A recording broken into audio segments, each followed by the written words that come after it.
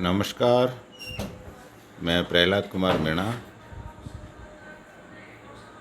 Associate professor political science, Babu Sovaram government arts college Alwar. इस e class में आप सबका स्वागत। आज हम प्लेटो के आदर्श राज्य की आलोचनाओं के संदर्भ में चर्चा करेंगे। पिछली ई क्लास में हमने प्लेटो के आदर्श राज्य संबंधी विचारों का अध्ययन किया और आदर्श राज्य के बारे में उसने क्या सोचा, क्या उसने अपने रिपब्लिक में बताया, इन सब के बारे में हमने पिछले ई क्लास में समझा और जाना। आदर्श राज्य क्यों और किस प्रकार से लाना चाह रहा था प्लेटो, उसके बारे में उसने अपने रिपब्लिक में बताया। लेकिन दार्शनिक राजा या आदर्श राज्य की स्थापना प्लेटो अपने जीवन काल में ही नहीं, अपितु जैसा वो आदर्श या दार्शनिक राजा की सोच या कल्पना की थी, ऐसा राज्य आज तक कहीं भी विश्व में स्थापित नहीं हो पाया। और स्वयं प्लेटो ने अपनी पुस्तक दी लॉज में कानूनी राज्य की बात करने लगा आदर्श राज्य के स्थान पर। तो इसी संदर्भ में हम आज जो आदर्श राज्य की कमियां हैं या उस आलोचनाओं के रूप में जो बात कही जाती हैं, उनके बारे में इस क्लास में हम चर्चा करेंगे, समझेंगे कि आदर्श राज्य में क्या कमियां थी और क्यों नहीं वो वर्तमान में या तत्कालीन यूनान के नगर राज्यों में स्थापित हो पाया। इसके बारे में स्वयं प्लेटो भी अपनी पुस्तक में मानता है और कहता है कि प्लेटो केवल स्वप्न लोकीय है, आदर्श या दार्शनिक राजा की बात करता है, उसका यथार्थ से कोई ज़्यादा संबंध नहीं रहा है।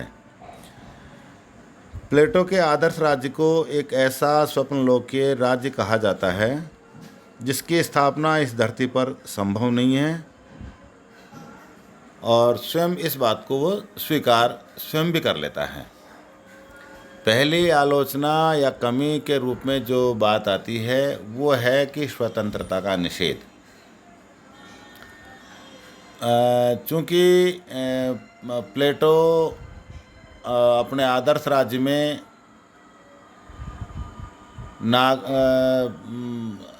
आदर्श राज्य को इतना प्रभावी या नियंत्रणकारी करता है कि इसमें नागरिकों या व्यक्तियों की सभी प्रवृत्तियों का विकास संभव नहीं है। प्लेटो का आदर्श राज्य एक सर्वाधिकारवादी राज्य है और ये अपने स्वभाव से ही मानवीय स्वतंत्रता के हित में नहीं हो सकता है। पहली आलोचना स्वतंत्रता का निषेध है। स्वतंत्रता का निषेध इस रूप में भी है क्योंकि दार्शनिक राजा या आदर्श राज्य में जो शिक्षा प्राप्त व्यक्ति है वो ही राजा बनेगा। दूसरे व्यक्ति जिसमें प्रतिभा भी हो उसको वो मौका नहीं दिया जाएगा और वो सारी चीज़ें राज्य के नियंत्रण में रहेंगी।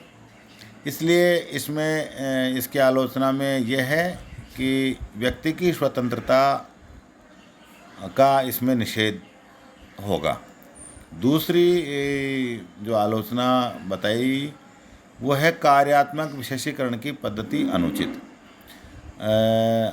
चूँकि प्लेटो कहता है कि जिस व्यक्ति में जिस गुण की या प्रवृत्ति की अधिकता हो या योग्यता हो या उसमें विलक्षणता हो, उस व्यक्ति को वही कार्य करना चाहिए। तो ये ज़रूरी नहीं है कि व्यक्ति के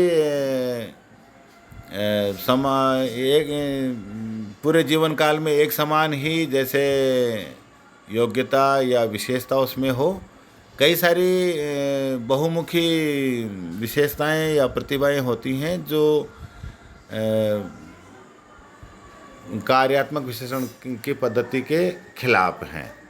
कार्यात्मक पद्धति में प्लेटो बताता है कि जो व्यक्ति जिस लायक है उसको वो ही काम करना चाहिए, बिना किसी दूसरे के कार्यों में हस्तक्षेप के। इस संदर्भ में कार्यात्मक विशेषीकरण की पद्धति या न्याय के आधार पर मानवीय व्यक्ति का एक विशेष पक्ष ही विकसित हो पाता है और शेष व्यक्तित्व अप्रभावित रहता है। हम ये कह सकते हैं कि प्लेटोवादी आदर्श राज्य में मानवीय व्यक्तित्व के सभी पक्षों के विकास की संभावना नहीं है, क्योंकि जो व्यक्ति सैनिक है या जिसमें शारीरिक क्षमता ज़्यादा है वो केवल एक सैनिक बनकर रह जाए और दूसरे कार्य नहीं करे, ऐसा राज्य के द्वारा प्रतिबंधित कर दिया जाए तो उसका चहुमुखी या बहुमुखी प्रतिभा का वो प्रयोग नहीं कर पाएगा और समाज उससे वंचित रहेगा। इसलिए कार्यात्मक विशेषीकरण की पद्धति भी अनुचित बताई गई है। तीसरी आलोचना है व्यक्ति व राज्य की समानता को अधिक महत्व। प्लेटो ने अपने आदर्श राज्य की योजना में राज्य व व्यक्ति की समानता को अत्यधिक व अनावश्यक महत्व दिया है। मानवीय आत्मा के 3 तत्वों के आधार पर राज्य के नागरिकों को 3 वर्गों में बांटना वास्तविक स्थिति से निश्चित रूप से भिन्न और अव्यावहारिक है। व्यक्ति व राज्य में इस प्रकार के समानताओं के निरूपण से अनेक शंकाएं उत्पन्न होती हैं। ये एक आलोचना के रूप में इस रूप में है कि व्यक्ति को 3 वर्णों में या वर्गों में बांटना व्यक्ति के संपूर्ण व्यक्तित्व का एक सीमा में बांधना है जो अव्यावहारिक है।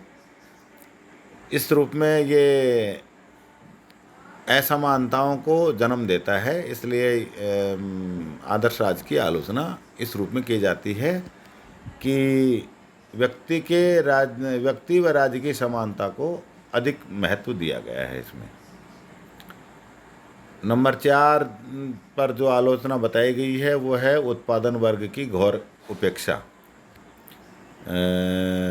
चूँकि आदर्श या दार्शनिक राजा शासन करेगा, उसके नियंत्रण में ही सारे कार्य होंगे, व्यक्ति उनके खिलाफ नहीं जा पाएगा, सैनिक वर्ग भी उसके अनुसार ही काम करेगा।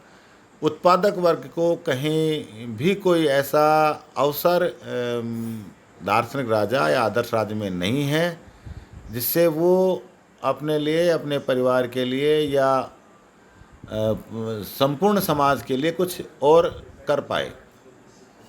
इस संदर्भ में प्लेटो के आदर्श राज्य की आलोचना में कहते हैं, प्लेटोवादी आदर्श राज्य की आलोचना का प्रमुख आधार यह भी है कि इसमें उत्पादन वर्ग की उपेक्षा की गई है। वह अन्य दोनों वर्गों के समान इनके लिए न तो विशेष शिक्षा की व्यवस्था करता है और न ही सामाजिक ढांचे में उनको महत्वपूर्ण स्थिति प्रदान करता है। उत्पादक वर्ग की यह उपेक्षा राज्य के अस्तित्व को ही नष्ट करने वाली है।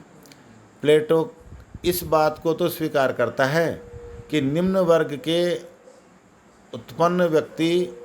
वर्ग में उत्पन्न व्यक्ति अपनी योग्यता के आधार पर उच्च वर्ग में शामिल हो सकता है, लेकिन इसे संभव बनाने के लिए समुचित व्यवस्था की बात नहीं करता है।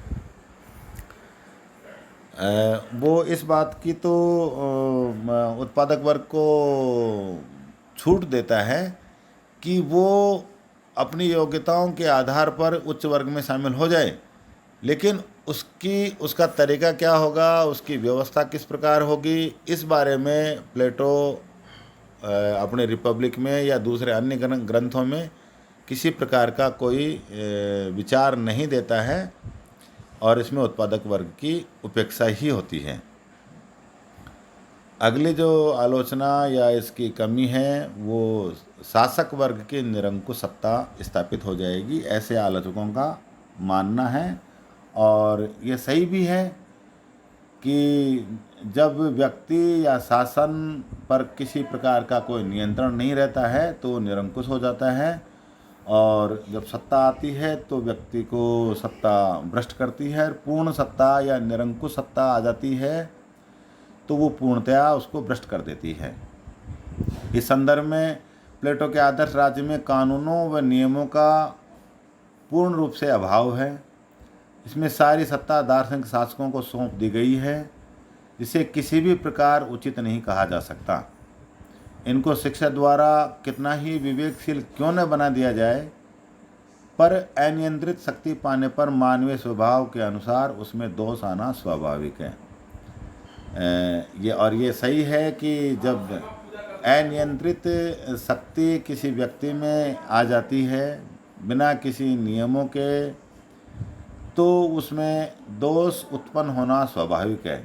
इस आधार पर बारकर ने कहा है कि दार्शनिक शासन का सिद्धांत प्रबुद्ध निरंकुशता का सिद्धांत है, मतलब बुद्धिमानों की निरंकुशता का सिद्धांत है, ऐसा बारकर ने कहा है आलोचना के रूप में। अगली आलोचना है शासन के लिए आवश्यक तत्वों की उपेक्षा। प्लेटो ने अपने आदर्श राज्य की योजना में कई महत्वपूर्ण तत्वों की उपेक्षा की है। उनके द्वारा कानूनों, सरकारी पदाधिकारियों की नियुक्ति, न्यायालयों का प्रबंधन और अपराधियों को दंड देने की व्यवस्थाओं का कोई वर्णन नहीं किया है। इन तत्वों की उचित व्यवस्था के अभाव में एक आदर्श राज्य का कार्य संचालन कठिन प्रतीत होता है। ये इस आलोचना में शासन के लिए आवश्यक तत्वों की उपेक्षा, शासन करने के लिए किसी भी राज्य को या किसी भी एक व्यक्ति को या बहुत सारे व्यक्तियों को बहुत सारे कानूनों की, अन्य सरकारी पदाधिकारियों, न्याय के लिए हों, अपराधियों को दंड के लिए हों, इनकी ज़रूरत पड़ती है। लेकिन उनकी नियुक्ति कैसे होगी, उनका चयन कैसे होगा, इस बारे में वो कुछ नहीं बताता है।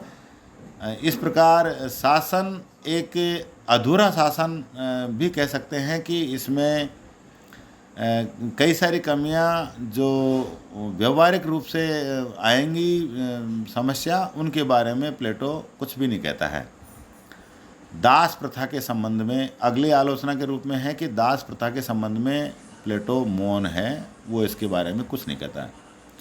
आदर्श राज्य की धारणा का सबसे बड़ा दोष यह है कि प्लेटो ने तत्कालीन समाज के प्रमुख लक्षण, चूँकि नगर राज्यों में दास प्रथा प्रचलन में थी, सरकारी दास और सामाजिक दासता, दो प्रकार की दासता की बात अरस्तु भी करता है, और उस तत्कालीन यूनानी नगर राज्यों में दास प्रथा थी। लेकिन तत्कालीन समाज के प्रमुख लक्षण दास प्रथा के बारे में प्लेटो कुछ भी नहीं कहता है। इससे ऐसा प्रतीत होता है कि इसे वो अपनी मौन स्वीकृति प्रदान करता है।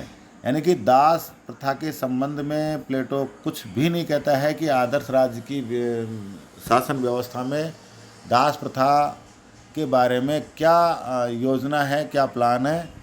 इस संदर्भ में यह है कि वो अपने, इससे अर्थ निकलता है कि वो दास प्रथा के समर्थन में है, जो कि कानूनी सामाजिक रूप से सही नहीं है।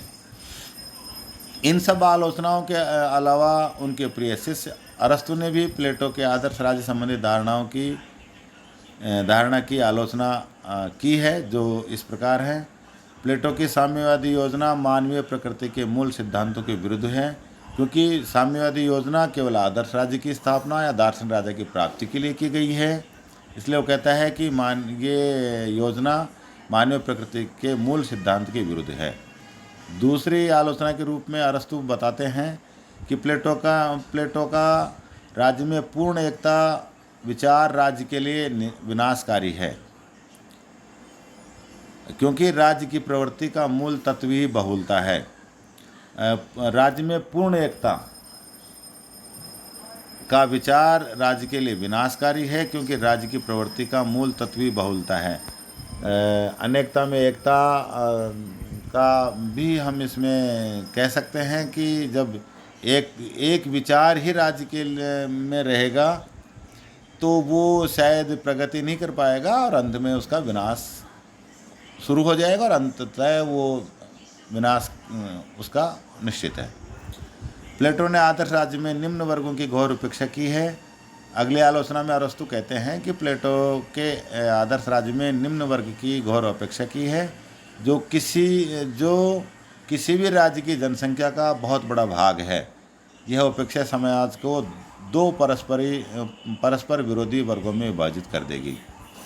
प्लेटो का कहना सही है कि जो जनसंख्या का सबसे बड़ा भाग है उसकी उपेक्षा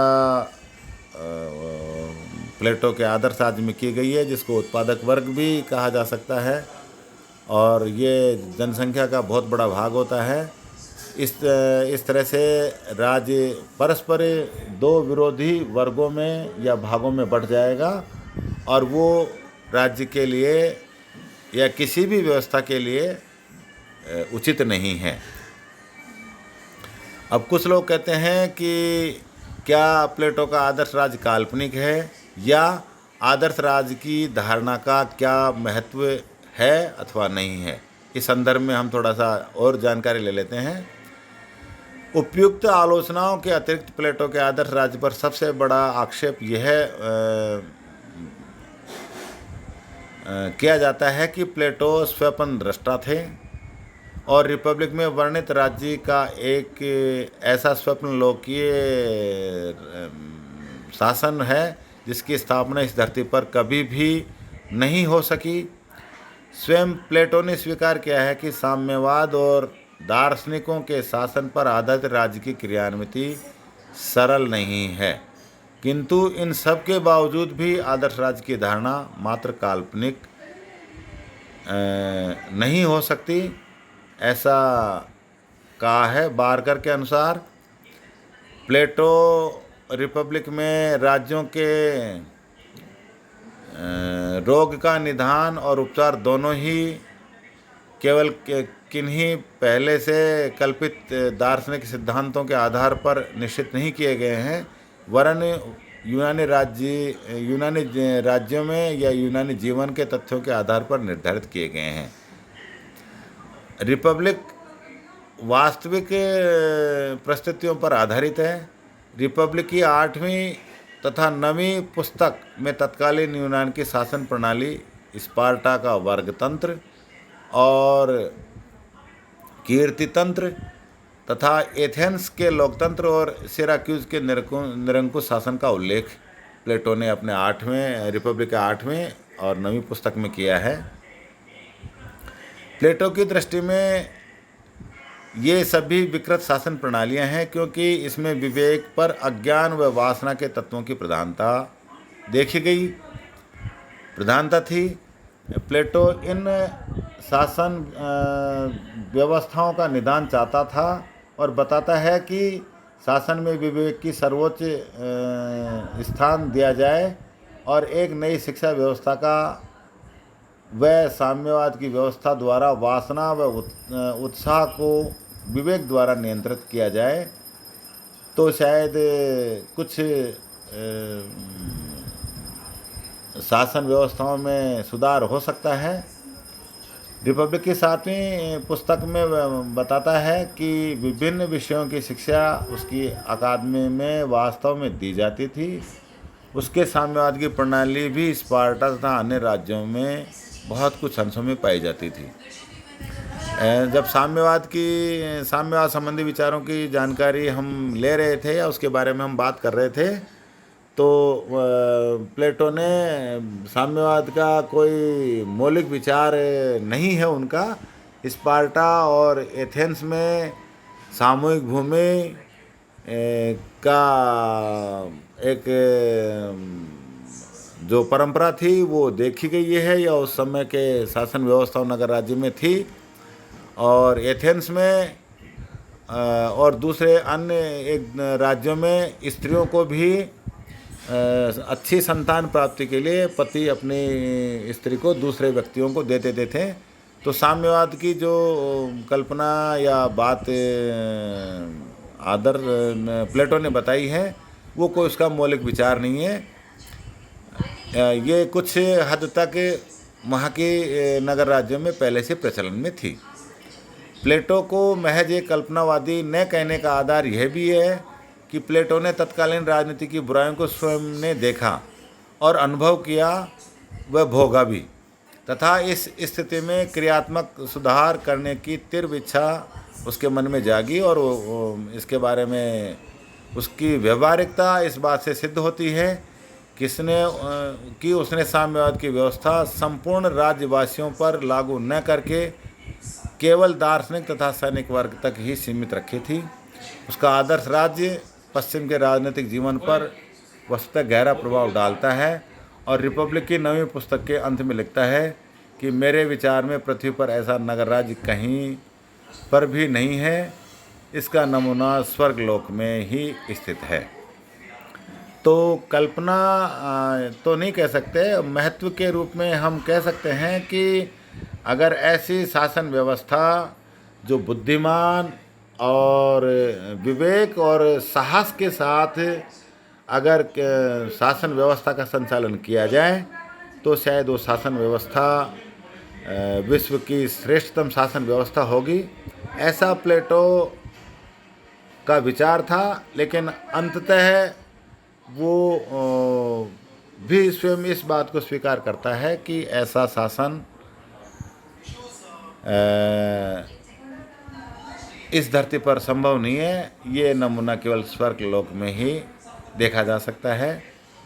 इस प्रकार से प्लेटो के आदर्श राज्य संबंधी जो विचार थे, उसकी विशेषता के रूप में, उसकी क्या व्यवस्था होगी उसके रूप में, और आलोचना और उसके महत्व के रूप में हमने इसका अध्ययन किया। इस क्लास में बस इतना ही। तब तक के लिए धन्यवाद, और घर में रहें, सुरक्षित रहें। धन्यवाद।